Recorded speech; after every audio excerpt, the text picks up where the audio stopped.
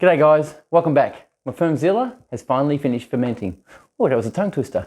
Anyway, I'm popping them in bottles, so if you want to see how that happens, stick around.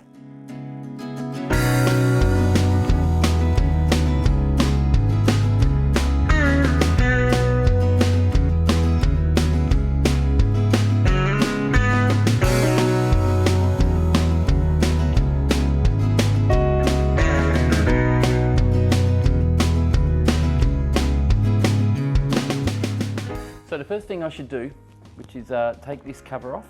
So I know a lot of you haven't seen these covers yet. It seems to me that it's a bit long. I'll put a video up to show you how big it looks. It's kind of a little bit too large for my liking. Not hard to manage, just a little bit large. But what can you do? So I'll take the cover off. I put that on just recently, just so I could keep it protected out here in the kitchen under light. We had a few hot days, and where it was fermenting was too hot a spot. So you put it out here where the aircon's on and everything else. So as you can see, it's cleared out a fair bit. We've got the tube down the bottom here. So what we've got now is your outlet. Now I have in here a floating ball, which is just here. That floating ball has been in there since day dot. So what I do now is actually put this on the outlet where the floating ball is connected, just like that. And this is under a little bit of pressure already, so I left it under pressure.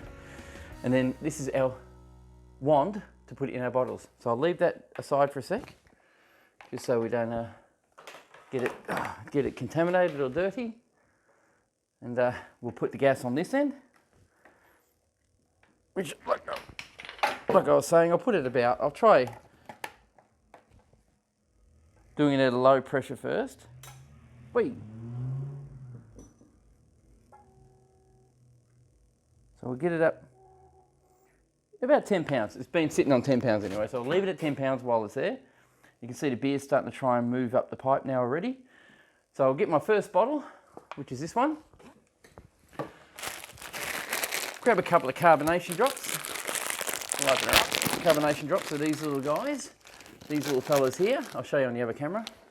They're your little sugar and probably a bit of gelatin or something like that in there to make it a bit more smoother on the tongue, on the mouthfeel. That will actually help carbonate it while it's aging. So that's something we do. We put 2 carbonation drops in one bottle this size, which is about 740 ml.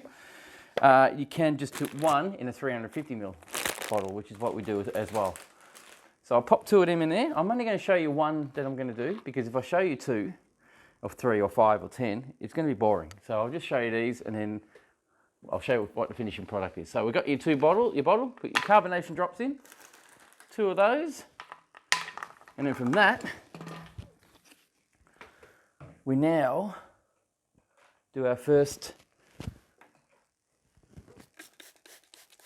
I'll just sanitize that just to make sure it's right. We do our first thing. And I can hold this up here now because it's under pressure rather than gravity. So in it goes. It's actually going pretty good.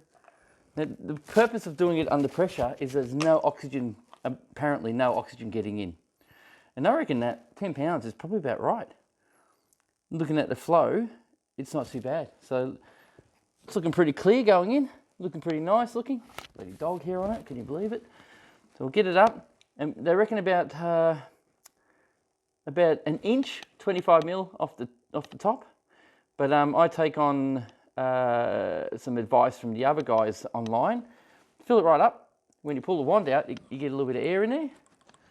I'll put this aside. I'm going to do something about that. That's just not going to hold. Oh my God. Where's the lid gone? Squeeze the air out all the way to the rim. This way you got no oxygen in there at all until it gets to the top, as much as you can, and screw the lid on tight. This will expand as soon as carbonation builds up in it over time. It takes about 3 to 4 days, and you'll see it come up really nice. So that's our first bottle.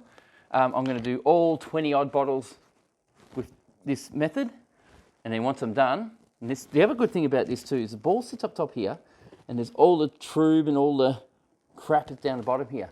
So we're just getting, hopefully, all the best stuff before it hits the bottom. So the problem I was having was I was on the floor trying to manipulate the bottles, trying to open the lids, trying to move things over my lap. It doesn't work. Spilt beer all over my leg.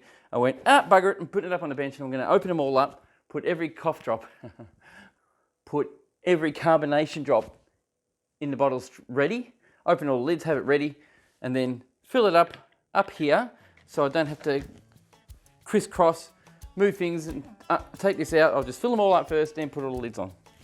So we'll do this and I'll get back to you.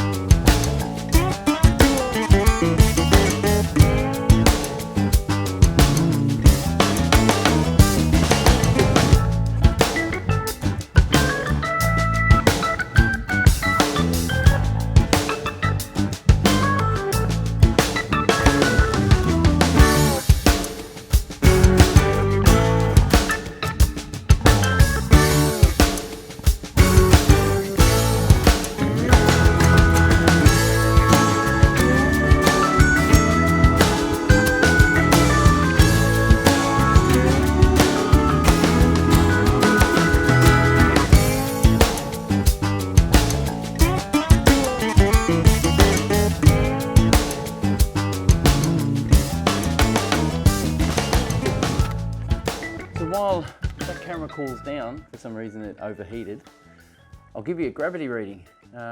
Gravity turned out to be 10, what I can read, if you can see that, looks 10.08. So it came out 10.008. So there you go. So 10.008. I don't know what the alcohol volume of that is, but I'll figure it out. I'll put it up on the screen.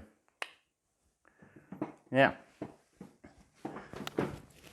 to taste it. You ready?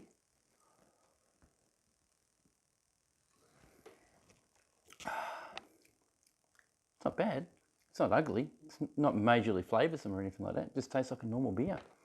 It's a European, what they call a lager. It was never lagered, but it was a Cooper's European lager. So it was just a simple thing that Coopers do. Just taste something on top of that, hang on.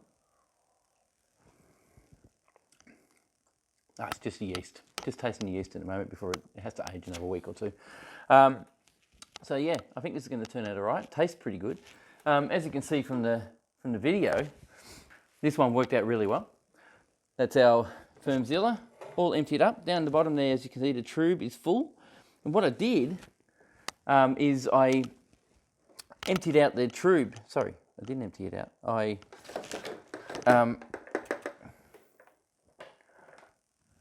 I blocked off the tube catcher after about 5 days, thinking, oh yeah, we'll catch the yeast in there, leave it alone so it doesn't affect the rest of the brew. But as I looked at it, it started to ferment inside the tube with the valve closed, and I thought, that's probably going to pressurise, and I don't know how much pressure is going to build up in there, so I opened the valve. And when I opened the valve, everything just went straight back into the beer again, just mixed all in again, so I had to wait another 5 days for it to settle back down again. But it settled down beautifully. As you can see, it's a nice clear beer, and it should turn out pretty good. So I'm pretty happy with that one. Ready to go for the next lot. Here's our beers. I know I'm handling the camera. The problem is my other camera battery went, it got too hot because it had a flat battery when I started and it was trying to charge and record at the same time. So there's our beers ready. So if you like what you see, subscribe, give me a thumbs up, leave a comment, let me know what you think. All right, I'm Pierre. We'll catch you again. See ya.